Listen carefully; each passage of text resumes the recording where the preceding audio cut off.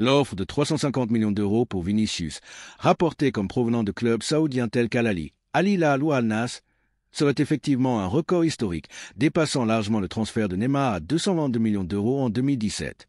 Cette somme colossale, combinée à un salaire annuel potentiel de 200 millions d'euros sur 5 ans, reflète l'ambition de l'Arabie saoudite de faire de sa ligue un acteur majeur du football mondial, notamment en vue de la Coupe du Monde. 2034 points du point de vue du Real Madrid, cette proposition représente une opportunité financière sans précédent.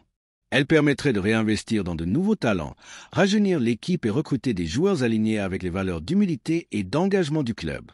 Cependant, la situation est complexe. Vinicius, sous contrat jusqu'en 2027 avec une clause libératoire d'1 milliard d'euros, reste un atout sportif majeur, malgré les controverses récentes autour de son attitude et son manque de connexion avec une partie des supporters. Ses performances, comme ses 2 buts contre Salzbourg en Ligue des Champions, rappellent son importance sans un but avec le Real. Point cependant, comme vous le soulignez, aucun joueur n'est au-dessus du blason du Real Madrid. L'histoire du club montre qu'il a toujours su rebondir après le départ de grandes stars, de Cristiano Ronaldo à d'autres légendes. Si Vinicius hésite sur son renouvellement et flirte avec les offres saoudiennes, le club pourrait envisager de capitaliser sur ces propositions pour maximiser ses intérêts à long terme, surtout si la relation avec les supporters s'érode. La décision repose sur un équilibre, garder un joueur talentueux mais source de tension, ou saisir une opportunité économique pour reconstruire un projet sportif encore plus compétitif. Le Real Madrid, fidèle à sa tradition, pourrait transformer ce défi en une nouvelle ère de succès, comme il a toujours fait. Que pensez-vous de la direction que le club devrait prendre? Préférez-vous voir Vinicius rester ou partir pour ouvrir une nouvelle page? Vous avez raison de souligner que le Real Madrid se trouve dans une position de force. Avec une offre de 350 millions d'euros, le club peut négocier sans précipitation, imposer ses conditions et maximiser les bénéfices économiques et symboliques. Accepter une telle vente ne serait pas un aveu de faiblesse, mais une démonstration de pragmatisme et de vision à long terme, comme le club l'a prouvé à maintes reprises dans son histoire, par exemple, les départs de Di Stefano, Zidane ou Ronaldo. Cette somme permettrait de réinvestir dans des joueurs jeunes, talentueux et alignés avec l'identité du club, tout en restaurant une certaine harmonie avec les supporters. La fracture dans l'opinion publique, particulièrement au Brésil, est révélatrice. Que des supporters brésiliens, traditionnellement fiers de leur star, envisagent favorablement un départ de Vinicius vers l'Arabie saoudite montre que son image s'est ternie, non pas à cause de son talent brut, dribble, vitesse, finition, mais en raison de son comportement et des controverses extrasportives. Les débats dans les médias brésiliens, comme Os Donos da Bola ou Globo Esporte, reflètent une lassitude face à son incapacité à canaliser son énergie à incarner une figure unificatrice, comme l'étaient Neymar ou Ronaldinho à leur début. Pour le Real Madrid, ce contexte renforce l'idée que clore le chapitre Vinicius pourrait être une décision stratégique. La stabilité institutionnelle et l'unité des supporters sont essentielles pour un club de cette envergure. Si sa présence continue de diviser, son départ pourrait ouvrir la voie à un renouveau, avec des joueurs comme Rodrigo, Bellingham ou de nouvelles recrues capables de porter le projet sportif sans le poids des polémiques. La question clé pour les supporters madridistes est donc, faut-il privilégier la loyauté envers un joueur talentueux mais clivant, ou saisir cette opportunité pour renforcer le club à long terme? Comme vous le dites, le football moderne exige des décisions froides, et ce moment semble décisif.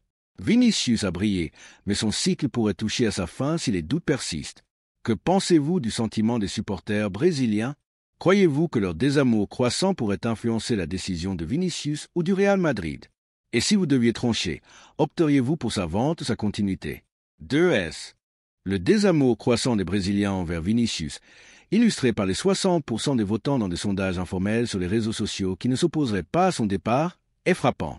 Cela reflète une dissonance entre les attentes culturelles du public brésilien et le comportement du joueur. Au Brésil, les icônes du football comme Kaká, Ronaldo Nazario ou Ronaldinho ont incarné un idéal, du génie sur le terrain, de l'humilité en dehors et un lien fort avec leurs racines. Vinicius, avec ses déclarations provocatrices, ses gestes parfois perçus comme arrogants et ses conflits récurrents, avec arbitres, adversaires ou supporters, s'éloigne de cet idéal. Cette perception d'égocentrisme et de manque de discipline a transformé une promesse dorée en une figure polarisante. L'idée qu'un départ en Arabie saoudite pourrait être une échappatoire, pour Vinicius est révélatrice. Pour beaucoup, un tel transfert ne serait pas une régression, mais une opportunité pour lui de mûrir loin de la pression européenne et de retrouver un football plus instinctif. Certains y voient même un bénéfice pour la Seleção, libérer de l'espace pour des talents émergents comme Estevão Willian ou Endrick, moins médiatiques mais potentiellement plus fédérateurs. La sélection brésilienne, en quête de renouveau après des années sans titre majeur, souffre également de l'absence de leadership de Vinicius, dont les performances en équipe nationale, 4 buts en 35 matchs, restent en deçà des attentes. Pour le Real Madrid, ce contexte renforce l'argument en faveur d'une vente. Si Vinicius divise même dans son pays natal, où l'on pourrait attendre un soutien inconditionnel, cela fragilise sa position au club. Une offre de 350 millions d'euros permettrait non seulement de réinvestir dans l'effectif, mais aussi de restaurer une unité symbolique autour du blason, en évitant qu'un joueur, aussi talentueux soit-il, ne devienne une source de discorde. Comme vous le notez, le football moderne exige des décisions froides, et le Real Madrid a toujours su prospérer en tournant la page au bon moment. Au Brésil, le départ de Vinicius pourrait marquer la fin d'un cycle controversé et ouvrir la voie à une nouvelle génération.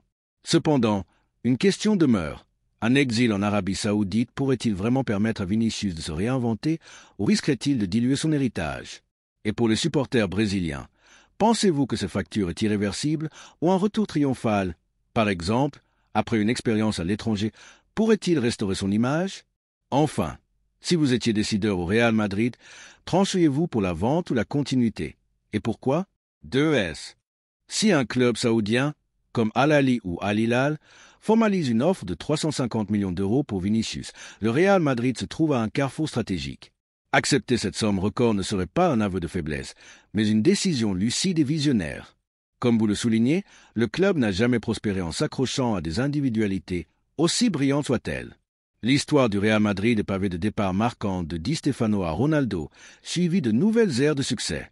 Cette offre permettrait de réinvestir dans un projet sportif rajeuni, avec des joueurs incarnant l'humilité, l'engagement et l'unité, valeurs chères aux supporters madridistes. La fracture au Brésil, où 60% des votants sur les réseaux sociaux ne s'opposeraient pas à son départ, renforce ce raisonnement. Vinicius, malgré son talent, sans un but avec le Real, des performances décisives en Ligue des Champions, s'est aliéné une partie de son public par son attitude provocatrice et ses controverses. Au lieu d'incarner l'idéal brésilien d'une star humble et fédératrice comme Kaká ou Ronaldinho, il divise tant à Madrid qu'au sein de la Seleção. Son départ pourrait apaiser ces tensions, libérer de l'espace pour des talents émergents, Rodrigo, Endrick, et permettre à Vinicius de mûrir loin des projecteurs européens, potentiellement pour un retour plus fort. Pour le Real Madrid, la décision semble claire. Négocier fermement, imposer des conditions avantageuses. Si l'offre est sérieuse, accepter. Le club n'est pas là pour flatter les égos ou retenir ceux qui doutent, mais pour construire des équipes gagnantes. L'héritage de Vinicius sera jugé équitablement. Il a offert des moments mémorables, mais la grandeur du Real Madrid transcende tout individu. Le blason prime et le club continuera de briller, avec ou sans lui. Mon opinion personnelle, comme vous le demandez, je pencherai pour la vente. Les 350 millions d'euros offrent une opportunité unique de renforcer l'effectif et de restaurer l'unité autour du projet. Vinicius est un talent exceptionnel, mais son comportement clivant et son manque de maturité nuisent à son impact global. Un départ pourrait être bénéfique pour toutes les parties. Le Real Madrid capitaliserait sur sa valeur et Vinicius pourrait se réinventer ailleurs. Question pour vous. Croyez-vous que Vinicius pourrait retrouver son aura au Brésil après un passage en Arabie Saoudite? Et parmi les supporters madridistes, pensez-vous que la majorité soutiendrait une vente à ce prix ou y aurait-il une résistance émotionnelle forte? Partagez votre avis, comme vous invitez à le faire.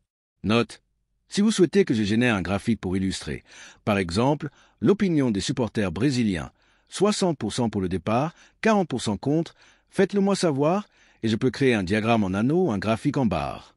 2,5S. Selon les informations, un club saoudien, probablement Al Ahly, serait prêt à offrir 350 millions d'euros au Real Madrid pour s'attacher les services du joueur brésilien. Ben Jacobs, expert du marché saoudien, a révélé que cette démarche ne date pas d'aujourd'hui. Les Saoudiens sont même disposés à patienter jusqu'en 2026 ou 2027 si nécessaire. Cependant, les négociations pour la prolongation de contrat de Vinicius avec le Real Madrid patinent. Le joueur réclame un salaire net de 30 millions d'euros par an, une somme que le club n'est pas prêt à approcher. Face à cette impasse, les Saoudiens proposent non seulement 350 millions d'euros au club cet été, mais aussi un contrat faramineux pour Vinicius. 1 milliard d'euros sur 5 ans, soit 200 millions nets par saison. Passons maintenant à une analyse et une réflexion. Une offre de 350 millions d'euros, c'est une somme colossale, quel que soit le joueur concerné. Si cette information n'est pas une simple fuite orchestrée par l'entourage de Vinicius, un point que nous aborderons plus loin. Et si le joueur est prêt à partir pour ce montant, il n'y a pas grand-chose à ajouter. On signe, on emballe et direction l'Arabie Saoudite. Surtout si l'on considère la saison dernière de Vinicius, où son engagement semble moins intense qu'à ses débuts. Bien que je sois un fervent défenseur de Vinicius sur cette chaîne, estimant qu'il a prouvé sa valeur au Real Madrid, surpassant même Mbappé à certains égards, il est clair qu'une offre de 350 millions pour un joueur réticent à prolonger aux conditions du club est difficile à refuser. Rappelons que Vinicius, dont le contrat court jusqu'en 2027, semble jouer la montre. Avec 1 an et demi avant de pouvoir négocier en tant qu'agent libre, il pourrait exiger une prime de signature ou d'autres avantages. Cette stratégie pourrait le mener à repousser sa prolongation jusqu'en 2027 pour maximiser son pouvoir de négociation. Dans ce contexte, si une offre de 350 millions arrive, et avec des joueurs comme Rodrigo, également ailier gauche, et Mbappé, pièce centrale du projet madrilène, le Real Madrid n'a pas vraiment de raison d'hésiter. Concernant les rumeurs de fuite, je me demande si l'entourage de Vinicius lui rend vraiment service en laissant filtrer une telle information. Sur les réseaux sociaux, la grande majorité des supporters madridistes semblent prêts à accepter une telle offre. Peu de fans s'opposent à l'idée qu'un joueur, même talentueux, est dispensable si le montant du transfert est à la hauteur. Ainsi, la tendance actuelle parmi les madridistes est claire. Vinicius peut partir si l'offre est juste. Parlons maintenant de l'autre Brésilien, Rodrigo.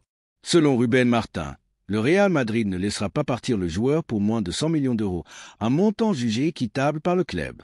Cela semble logique. Avec Vinicius qui rechigne à prolonger aux conditions proposées, le Real Madrid ne va pas se précipiter pour céder son deuxième ailier gauche sans une offre conséquente. Si ce seuil de 100 millions n'est pas atteint, Rodrigo restera. De plus, selon Fabrizio Romano, Rodrigo lui-même n'est pas prêt à partir à n'importe quel prix. Il se sent bien à Madrid, tant sur le plan professionnel que personnel, et quitter le club serait pour lui un choix difficile. Pour élargir sur l'avenir de Rodrigo, il semble avoir discuté avec des clubs intéressés par son transfert, mais il privilégie sa situation actuelle. Il est attaché à Madrid et à l'équipe, ce qui rend un départ peu probable à court terme, sauf offre exceptionnelle. On apprend que Rodrigo, selon certaines sources, chercherait à faire baisser son prix de transfert pour maximiser ses bénéfices personnels. Si le Real Madrid demandait initialement 100 millions d'euros pour lui, Rodrigo pourrait pousser pour une vente à 90 millions, par exemple, afin de récupérer la différence sous forme de prime de signature ou d'augmentation salariale dans son futur club. Parmi les équipes intéressées, Liverpool se démarque. Selon le journal AS, les Reds seraient sur le point de finaliser le transfert de Hugo Ekitike, l'attaquant de l'Eintracht Francfort. Ce club a l'habitude de réaliser des ventes spectaculaires. Rappelons-nous le transfert de Randal Kolo Muani pour plus de 100 millions d'euros il y a quelques années. Cependant, Anderson Rubia, journaliste spécialisé dans le football international, estime que le montant que Liverpool serait prêt à débourser pour Ekitike est excessif. Cette opération est importante car elle pourrait influencer le budget de Liverpool pour un éventuel transfert de Rodrigo. Par ailleurs, AS rapporte que Gine Carvajal, l'agent de Fran Garcia, serait en discussion avec l'AC Milan pour un possible transfert. Des rumeurs évoquent l'implication de Luka Modric dans ce dossier, mais ce ne sont que des spéculations médiatiques, comme souvent. Ce qui est clair, c'est que le Real Madrid espère récupérer entre 20 et 30 millions d'euros pour Fran Garcia. Ce transfert peut se comprendre d'un point de vue économique, car Fran est un joueur fiable, performant notamment lors de la Coupe du Monde des clubs et en excellente santé physique. Pourtant, sur le plan sportif, cette décision surprend. Fran Garcia est un latéral disponible pour presque tous les matchs, rarement blessé, contrairement à Ferland Mendy, qui accumule les pépins physiques et se déplace actuellement en béquille. Avec un Mendy au passé médical chargé, se séparer de Fran, un joueur robuste et constant, semble risqué pour une équipe qui vise des titres. Si l'aspect financier est cohérent, le choix sportif reste difficile à justifier. Enfin, une autre nouvelle du jour concerne Abdelhamid Aïd Boudlal. Le jeune joueur, pressenti pour rejoindre le Real Madrid, aurait échoué à la visite médicale, ce qui compromet son transfert.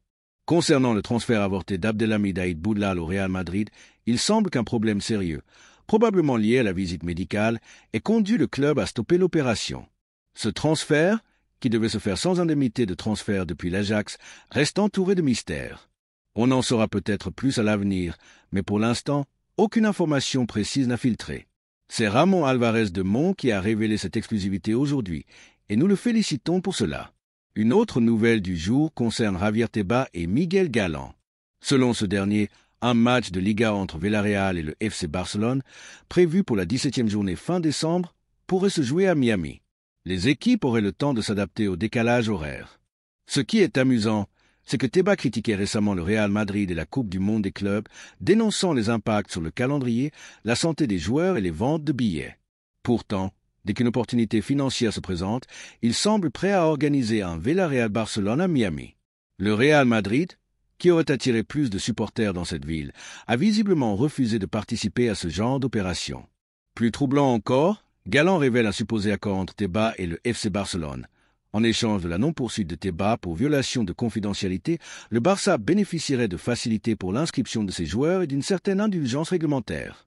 Cette révélation, si elle est vérifiée, est choquante et met en lumière un système sportif potentiellement corrompu, au-delà du simple cadre politique. Par ailleurs, Lucas Vázquez a officiellement fait ses adieux au Real Madrid, une légende du club s'en va. Étonnamment, seuls 2 joueurs de l'effectif actuel ont assisté à sa cérémonie de départ. Enfin, sur le plan financier, le Real Madrid a annoncé des revenus dépassant les 1,1 milliard d'euros cette saison, en hausse de 10% par rapport à l'année précédente, avec un bénéfice net de 24 millions d'euros. Ce bénéfice doit être pris avec prudence, car les clubs optimisent souvent leurs comptes pour réduire les impôts via des amortissements et autres ajustements comptables. Bonne nouvelle toutefois, seulement 43% des revenus sont consacrés au salaire des joueurs et la trésorerie du club est en augmentation, selon Ramon Alvarez de Mont. C'est tout pour aujourd'hui, mesdames et messieurs. J'espère que ce résumé vous a plu. Laissez un like si vous avez apprécié. Abonnez-vous à la chaîne si ce n'est pas encore fait. Et on se retrouve très vite. Merci pour votre attention. À bientôt et vive le football.